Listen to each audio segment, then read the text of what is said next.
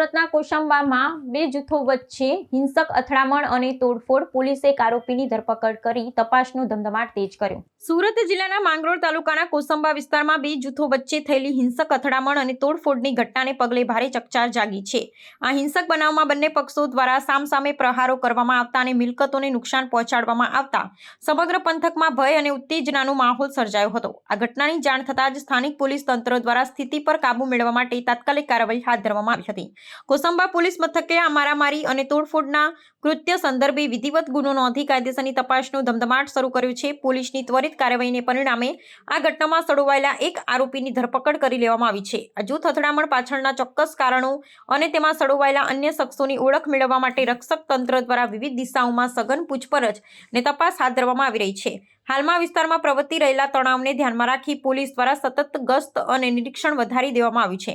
શાંતિ અને કાયદો વ્યવસ્થા જાળવવા માટે તંત્ર દ્વારા અસામાજિક તત્વો સામે લાલાંગ કરવામાં આવી છે અને આ મામલે ફરાર અન્ય આરોપીઓને ઝડપી પાડવા માટે ચક્રો ગતિમાન કરવામાં આવ્યા છે. વહીવટી તંત્ર દ્વારા સ્થાનિક નાગરિકોને શાંતિ જાળવવા માટે અને કોઈપણ પ્રકારની અફવાઓ પર ધ્યાન ન આપવા અનુરોધ કરવામાં આવ્યો છે.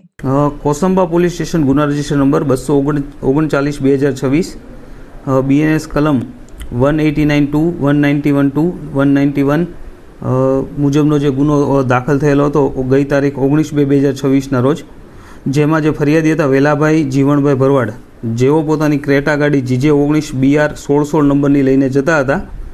એ સમય દરમિયાન જ્યારે આ કામના આરોપી જે હતા અવી સાજણભાઈ સાટિયા તથા અર્જુન ગગજીભાઈ સાટિયા તથા અન્ય અજાણ્યા ઈસમો, જેઓએ તેઓની ગાડી રોકી અને ગાડીને તોડફોડ કરી અને ફરિયાદી ઉપર જીવલેણ હુમલો કરી અને તેમને નુકસાન પહોંચાડેલ હતું. જે ગુનાની તપાસ પોસઈ એડી ધાંધલ ચલાવી રહ્યા હતા. ત્યારબાદ તે તપાસ PSI કછવાને સોંપેલી અને જે આ નાસ્તા પડતા આરોપી હતા એને પકડવા માટે અમારી ટીમો બનાવેલી હતી. એ ટીમોમાંથી અવિનાશ સાજણભાઈ સાટિયા આરોપી જે હતો નામજો એને તથા જે અન્ય ઈસમો હતો એમાંના 6 ઈસમોને ગઈ તારીખ 10/3/2026ના રોજ અમને અટક કરેલા છે. એમની કાયદેસરની કાર્યવાહી કરેલ છે. ગુનાના કામેલ વાહનો જે હતા એ કબજે લીધેલ છે.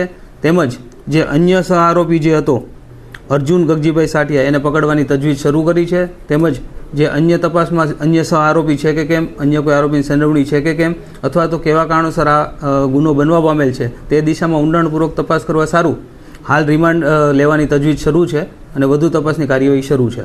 સાહેબ, કયા કારણસર આ ઝઘડો થયો હતો?